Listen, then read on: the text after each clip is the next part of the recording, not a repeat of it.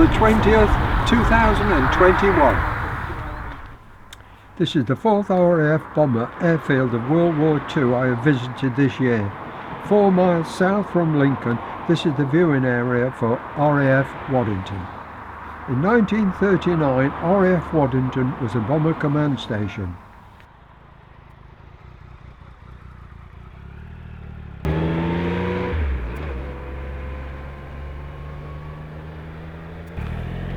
The Avro Vulcan stands the other side of the road from the viewing area.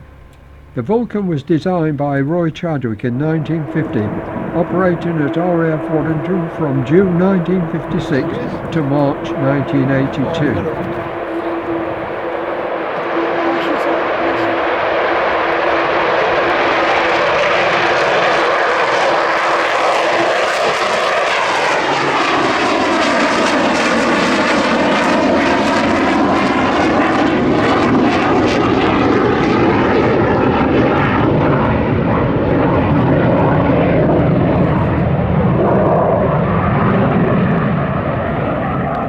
In the late 1930s and early 40s, Roy Chadwick and his team designed the 2-engine Lancaster.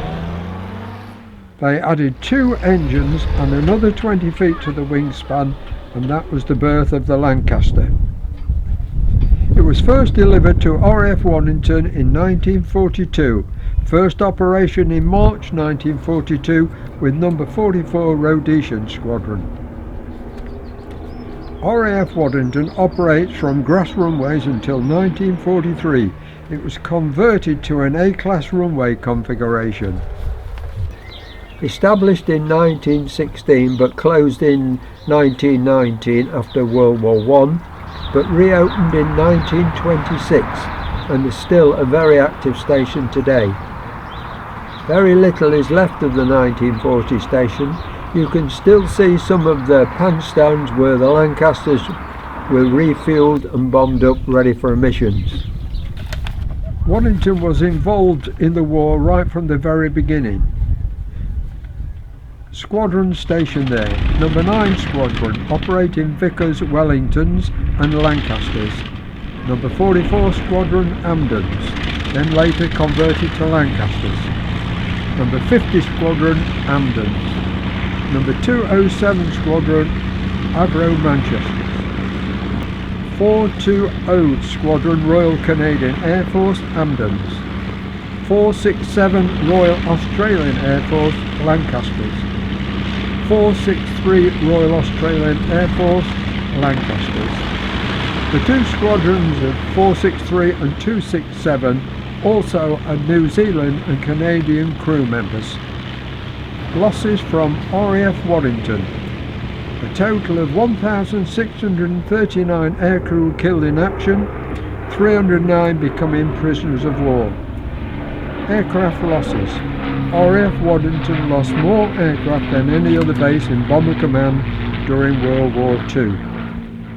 A total of 367 aircraft failed to return. 21 Manchesters, 122 Amdens and 224 Lancasters. The aircrew were all volunteers. The 4 airfields I visited, RAF Skellingthorpe, Fiskerton, Dunelm Lodge and now Waddington, a total of 648 Lancasters lost.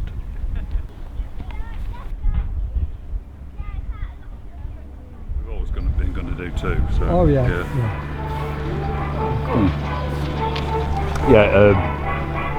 Brad's supervising. Yeah. John Marshall's Don't doing. you mind if I record this? Yeah. Well, I'm only saying who's doing the next run, but you can do. Yeah. It's nothing interesting. No. So John Marshall's doing the next one as ground running to get him trained up for ground running.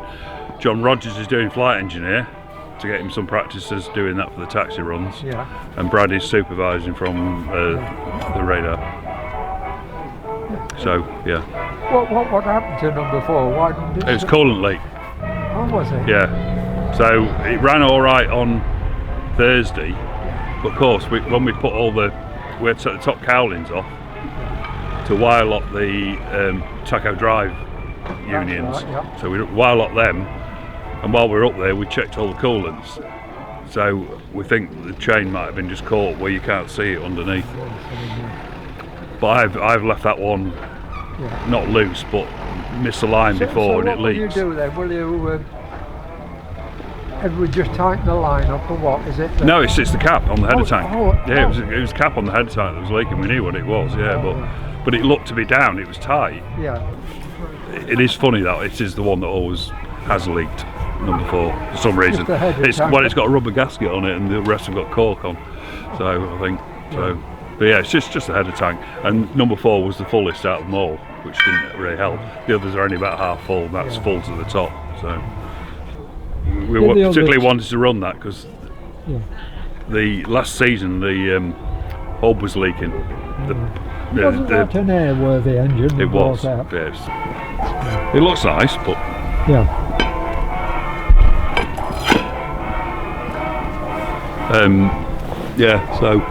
so we want to run that to see where the prop's leaking. And on these props, are they reconditioned ones on? Yeah, these are airworthy.